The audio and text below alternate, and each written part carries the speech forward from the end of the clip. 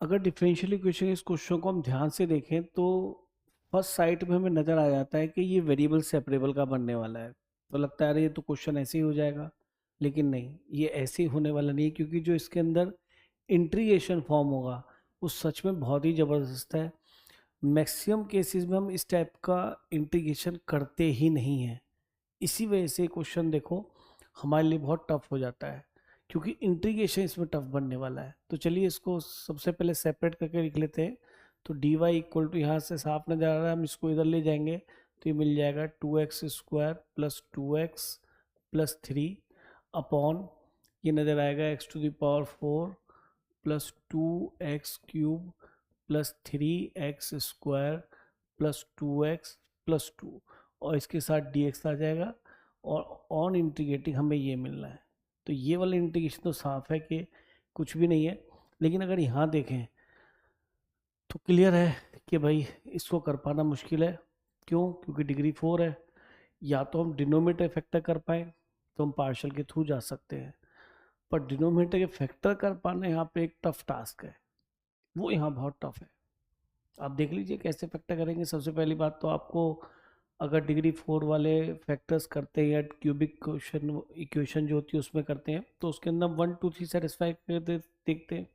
तो अगर हम इसको नोट करें तो x⁴ प्लस 2x³ मैं इसके फैक्टर करने की तरफ जा रहा हूँ। भाई डिवीज़न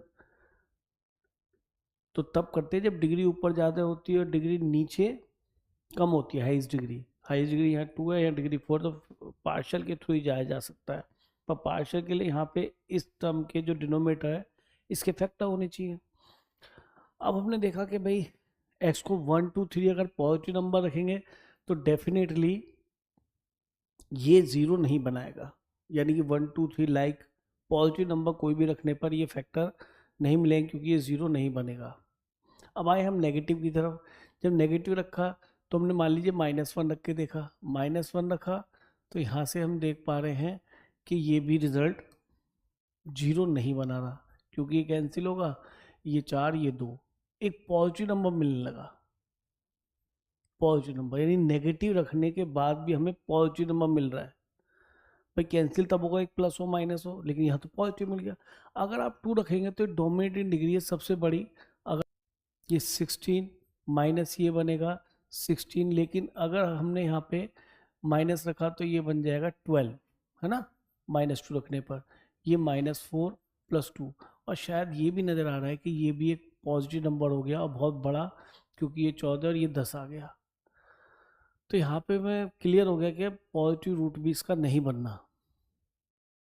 इसका मीनिंग ये जो फैक्टर्स बनेंगे वो कुछ स्टेप्स के बनेंगे जो इसके रूट्स रियल नहीं मिलेंगे, ना पॉजिटिव ना नेगेटिव। तो हमने यहाँ सोचा कि अब हम इसके अंदर आयोटा के थ्रू जाएंगे। हमने यहाँ पे x को आयोटा रखा, आयोटा रखते देखना सेटिस्फाई हो जाएगा। ये i⁴ plus 2i³ plus 3i² plus 2i और प्लस 2, तो ये बन जाएगा 1, और ये i³ माइनस आई होता है तो ये 2i मिल जाएगा, i² -1 होता है -3, और प्लस 2i प्लस 3। आप देख रहे हैं यार, ऐसे हम कब फैक्टर करते हैं? इन जनरल केसेस हम नहीं करते ऐसे फैक्टर, इसलिए क्वेश्चन टफ है, और कोई रीज़न नहीं है। तो देखिए ज़ीरो बन रहा है साफ साफ, ये 2 है तो ये कैंसिल हो गया, और ये भी कैंसिल होके ज़ीरो बना दिया। इसका मतलब x=i इसको सेटिस्फाई करता है, यानी कि x माइनस आई इसका एक फैक्टर है। और देखिए अगर ये पॉलिनोमियल है विद रियल कोफिशिएंट्स, ये रियल 1 2 3 जो 1 2 3 2 2 दिख रहा है रियल कोफिशिएंट है, तो श्योर है कि x=-i कंजुगेट इमेजिनरी पेयर इसके रूट जरूर होंगे, तो 1 + i भी इसका एक फैक्टर होगा। और अगर हम इन दोनों फैक्टर्स को मल्टीप्लाई करें तो एक नया फैक्टर हमें इस पॉलिनोमियल का मिल जाएगा, विच इज़ x² + 1। अब एक फैक्टर मिल गया डिग्री 2 का, और इसके अंदर एक फैक्टर इन्वॉल्व है। वो कहाँ से मिलेगा कि सर वो तो डिवाइड करके मिलेगा। तो हमने x² + 1 को और इससे डिवाइड किया बेटा, x⁴ plus 2x³ plus 3x²।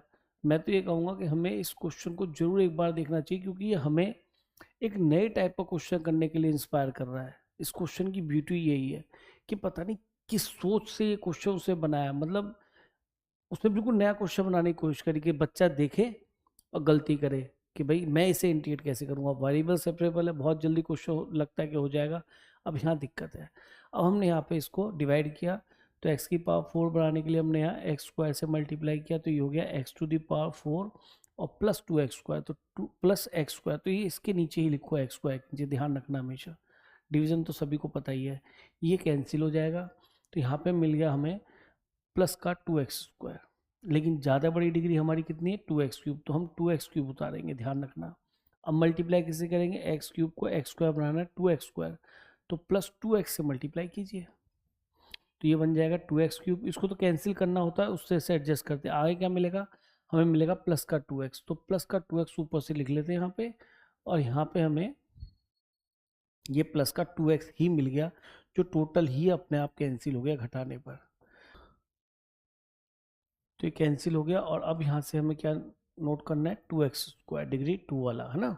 अब यहाँ से हमें 2 से मल्टीप्लाई करना पड़ेगा, तो जैसे ही हम इसमें 2 से मल्टीप्लाई करेंगे तो ये हमारा हो जाएगा 2x स्क्वायर, और एक प्लस 2 और आएगा, और एक 2 ऑलरेडी ऊपर है ही, तो उसे लिखेंगे, तो ये हमारा पूरा पूरा कैंसिल हो जाएगा, तो एक भी टर्म नहीं बची, यानी कि फैक्टर निकल के आ गया। तो फाइनली जो हमें इसके फैक्टर ऑब्टेंड हुए वो हुए। और देखो इसके बाद भी एक इसमें बहुत बड़ा नाटक है, बच्चा कहेगा सर अब पार्शियल करने, बिल्कुल ठीक बात है, फैक्टर क्या क्या मिले, तो एक एक्स स्क्वायर प्लस 1 और दूसरा फैक्टर मिला that is x square plus 2x plus 2। अब देखिए वैसे तो हमें इसको a x plus b upon this और c x plus d upon this करके फैक्टर करने चाहिए, तो दिमाग में तो आता है कि यार कर तो लेंगे, लेकिन बहुत चार नोन आ जाएंगे ए बी सी और डी। लेकिन आप नोटिस करो कि इन दोनों का प्रोडक्ट जरूर है कि ये बनेगा, श्योर है, लेकिन आप देखो कि अगर मैं इन दोनों को ऐड करता हूँ तो मुझे ये भी यहाँ दिखाई दे रहा है।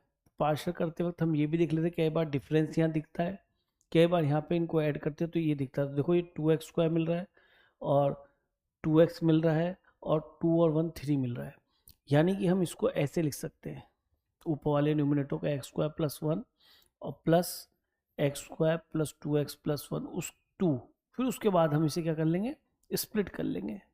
तो यहाँ पे जाके अब एग्जामिनेशन में इतना सोचना थोड़ा टफ हो जाता है, तो इसी वजह से मैंने इस क्वेश्चन को लिया ताकि हम इस टाइप का भी क्वेश्चन कर लें। एडवांस तक में भी ऐसा क्वेश्चन कभी नहीं आया, मजे की चीज़ तो ये है।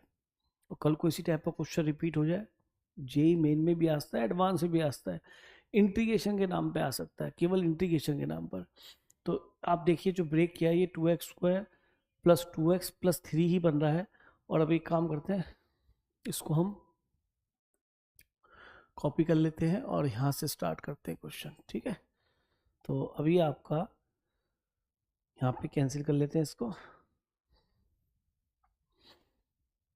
अब तो खैर इंटीग्रेशन में कुछ भी नहीं है, क्वेश्चन तो अब यहाँ ऑलमोस्ट ख़त्म हो चुका। तो जैसे आप इसके नीचे ये ले जाएंगे तो y इक्वल टू ये कैंसिल हो जाएगा दिस और रिजल्ट क्या बचेगा 1 upon x square plus 2x plus 2। Clear, ये तो ये आ गया। अब प्लस जब इसको भी स्प्लिट करेंगे साथ तो इस बार ये वाला फैक्टर कट जाएगा और ये दिख जाएगा एक्स स्क्वायर प्लस 1 dx। अब देखिए अगर हम इसका परफेक्ट स्क्वायर बनाए तो इसको 1 प्लस 1 लिख लें, तो ये x प्लस 1 का होल स्क्वायर प्लस 1 है, 1 का मतलब 1 का स्क्वायर, तो फॉर्मूला साफ दिखाई देगा, ये ए एक्स प्लस बी की फॉर्म है और ए कोफिशिएंट इसका 1 है, तो 1 से डिवाइड हो जाएगा, तो ये tan इनवर्स x प्लस 1 और ये तो सीधा tan इनवर्स x हो गया प्लस कॉन्स्टेंट इंटीग्रेशन सी। मतलब अब क्वेश्चन आसान है, पर यहाँ तो अटक ही गए ना हम।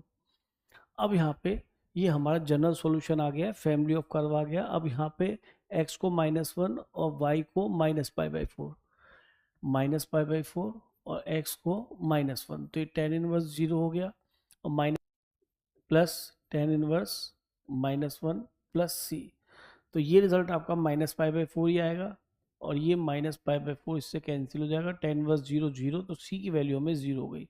तो फाइनली हमें यहाँ पे अपना फंक्शन मिल चुका है या पर्टिकुलर सॉल्यूशन मिल चुका है, ये हमारा वो पर्टिकुलर कर्व है।